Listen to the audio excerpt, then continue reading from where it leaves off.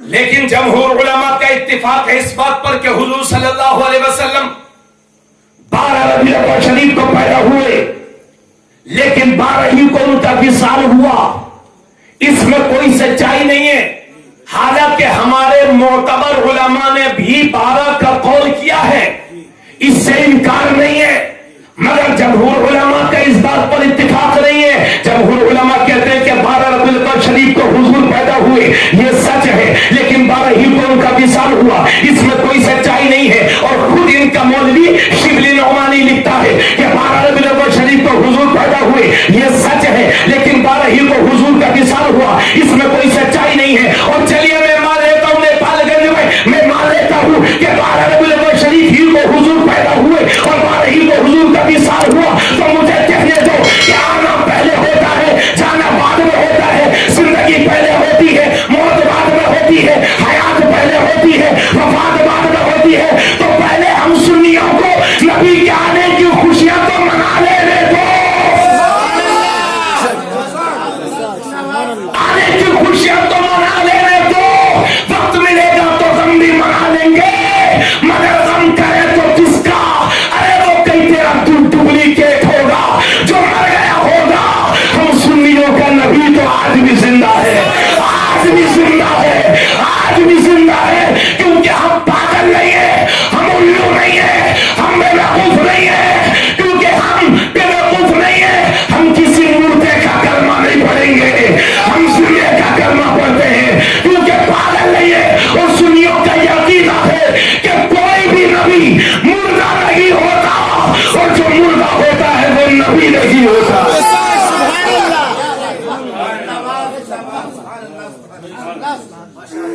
ہم اپنے نبی کو مردہ نہیں مانتے۔ چلتا پھرتا آدمی نبی کو مردہ مانے گا تو چلت پھرت تو رہے گی مگر مردہ ہو جائے گا، ایمان کا جنازہ نکل جائے گا ان لوگوں کا جو اپنے آپ کو زندہ کہیں، نبی کو مردہ۔ کیوں بھائی؟ زندے کا کلمہ پڑھتے ہو نا؟ جب زندے کا کلمہ پڑھتے ہیں تو غم نہیں منائیں گے۔ اور دوسری مزے کی بات یہ ہے، جمال صاحب تھوڑا سا بیدار ہو جائیں حضرت، نوازش ہوگی آپ کی۔ اور دوسری مزے کی بات یہ ہے، بڑی سنجیدگی کے ساتھ بتا دوں، اللہ نے کہیں غم کرنے کا حکم دیا ہی نہیں ہے، اللہ نے غم کرنے کا حکم نہیں دیا۔ اگر گھر میں کسی کا انتقال ہو جائے تو اسلام اجازت دیتا ہے کہ 3 دن سے زیادہ غم مت کرو۔ کتنے دن سے؟ 3 دن سے زیادہ غم مت کرو۔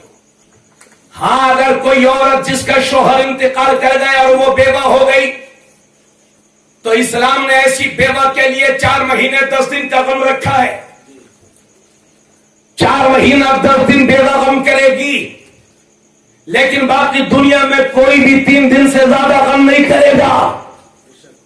تو نبی نے منع فرمایا 3 دن سے زیادہ غم مت کرو۔ تو یہ آدھا پیجامہ ہند کمپنی 1400 سال سے کس چیز کا غم منا رہی ہے؟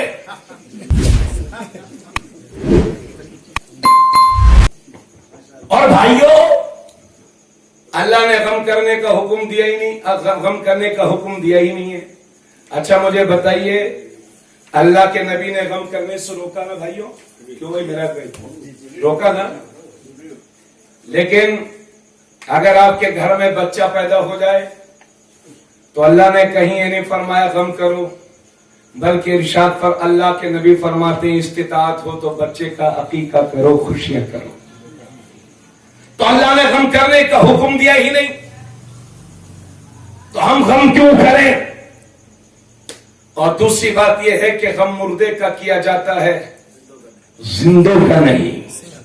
اور ایک چلاکی کی بات آپ کو اور بتاؤں حاجی صاحب، یہ مزیدار بات ہے۔ کوئی نیپال کا آدمی گیا وہاں سعودی عربیہ، 5 سال کے بعد گھر آیا تو پورا گھر رو رہا ہے۔ کہنا یہ چاہتا ہوں بھائیوں، غم بھی وہی لوگ مناتے ہیں جو خوشیاں مناتے ہیں، غم بھی وہی مناتے ہیں, جملے کو یاد رکھنا, غم بھی وہی مناتے ہیں جو خوشیاں مناتے ہیں. کوئی آدمی سعودی عربیہ گیا, 5 سال کے بعد آیا تو پورا گھر رو رہا ہے, آنکھوں میں آنسو ہیں, مگر یہ آنسو غم کے نہیں, خوشی کے ہیں. 4-5 مہینے کی چھٹی کے بعد اب جب اس لڑکے کی باری واپسی کی ہو گئی, واپس جانے کا وقت آ گیا, تو اب اس گھر میں کھانا بھی نہیں بن رہا ہے اور رو رہے ہیں, سب غم منا رہے ہیں. بولو سچی ہے بات کہ نہیں؟ تو کیا سمجھے, پہلے خوشی منائی تھی, اب غم منا رہے. جب ان بدعقیدوں کو میرے نبی کی آنے کی خوشی نہیں ہے تو ہم کیا خاک منائیں گے؟ غم بھی وہی کرتا ہے جو خوشی مناتا ہے. اور لوگ پوچھتے رہتے ہیں نبی نے میلاد منایا کیا, منایا کیا, کہاں حضور نے منایا؟ تو سنو, قرآن کے بعد جس کتاب کا سب سے بڑا مقام ہے وہ ہے بخاری شریف, اور بخاری کے بعد جس کتاب کا سب سے بڑا مقام ہے وہ ہے مسلم شریف. اگر میں جھوٹ بول رہا ہوں تو جھوٹوں پر اللہ کی لعنت, اللہ مجھے میرا ٹھکانہ جہنم میں کر دے اگر میں جھوٹ بول رہا ہوں تو. راوی ہیں حضرت ابو قتادہ انصاری, اور میرے نبی ہر پیر کے دن روزہ رکھتے تھے. بولو سبحان اللہ. ہر پیر کے دن نبی روزہ رکھتے تھے. الفاظ یہ ہیں حدیث کے, سئل عن صوم الاثنین, نبی سے پوچھا گیا یا رسول اللہ پیر کے دن کا روزہ کیوں رکھتے ہیں؟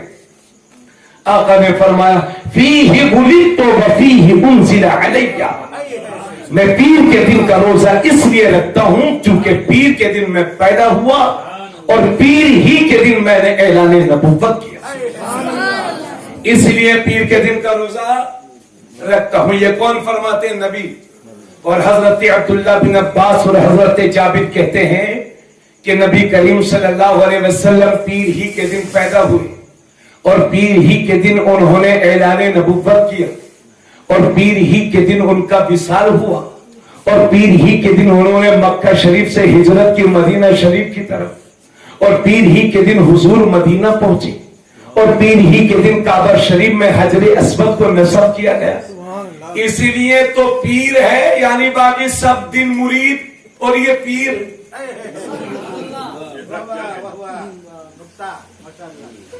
اسی لیے تو پیر کا دن. اور بھائیو ایک بہت بڑا اعتراض ہوتا ہے, چلیے اس کو میں انشاءاللہ بھی بیان کروں گا, پہلے یہ بات عرض کر لو.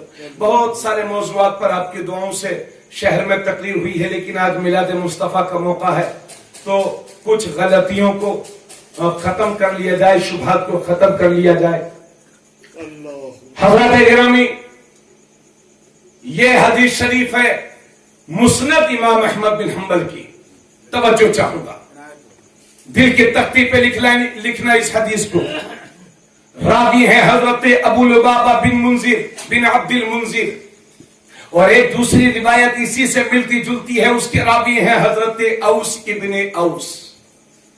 میرے نبی کریم صلی اللہ علیہ وسلم نے ایک دن ارشاد فرمایا تھا, اے لوگوں تمہارے دنوں میں سب سے بہترین دن جو ہے وہ جمعے کا ہے. کون سا دن ہے؟ جمعے کا دن. آقا نے فرمایا جمعے کے دن سارے دنوں کا سردار ہے.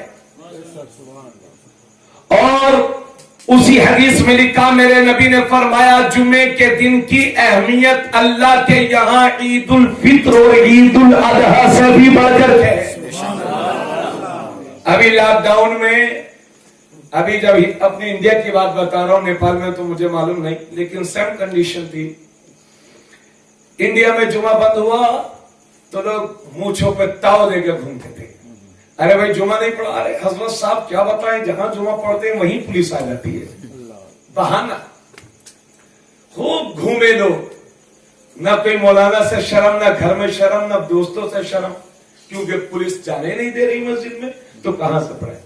تو جمعے کے دن کے لیے بہت چھوڑ دیتے تھے لوگ ماشاء اللہ, ہے نا. لیکن جیسے ہی عید کا دن آیا تو کئی دن پہلے سے میرے پاس فون آنا شروع ہوئے, آپ لوگوں کے پاس بھی آئے ہوں گے, کہ وہ حضرت وہ چھت پہ اگر 4 آدمی چھپ کر کے نماز پڑھ لیں گے عید کی تو ہو جائے. ایک آدمی کا فون آیا, بولے حضرت رات میں 4 بجے عید کی نماز ہو جائے گی کیا؟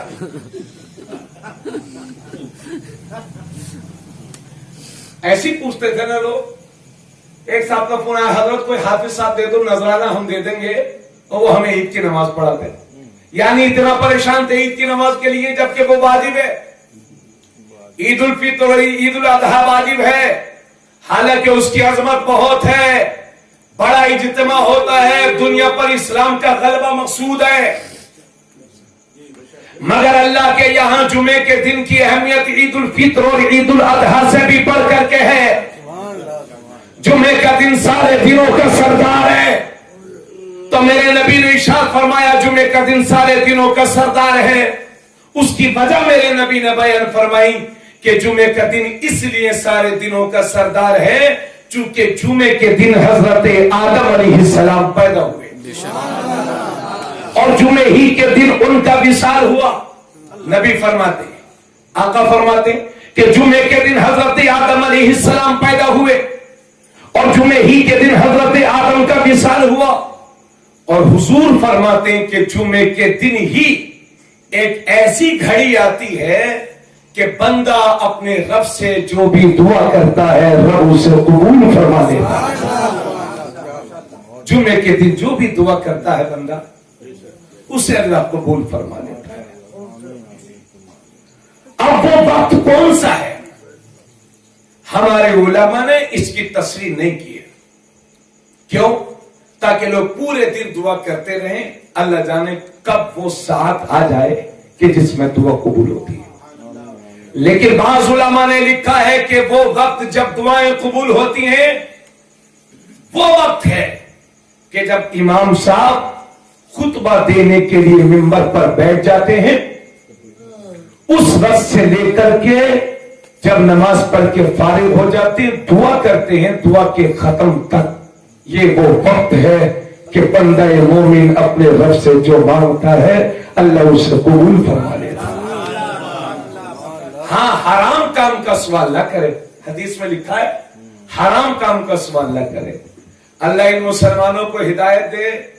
میں کیسر گنج تقریر کرنے ایک بار گیا ہوا تھا, ایک لڑکا بہت پریشان تھا, میرے پاس آیا, مجھے لے کے بھی گیا پروگرام میں ساتھ میں گاڑی سے اپنی.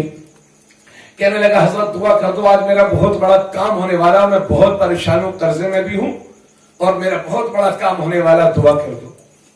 تو میں نے کہا ٹھیک ہے انشاءاللہ کریں گے. پھر جب جلسے کے راستے پر کئی بار کا حضرت دعا کرتے رہے یاد کر کے, اور دوسرے جو ساتھ میں تھے وہ بھی کہنے لگے.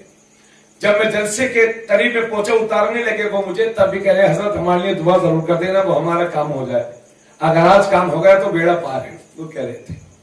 ہم نے دعا کر دی. کچھ دنوں بعد وہ ملے تو ہمارے کہ بھائی دعا قبول ہوئی کہ نہیں؟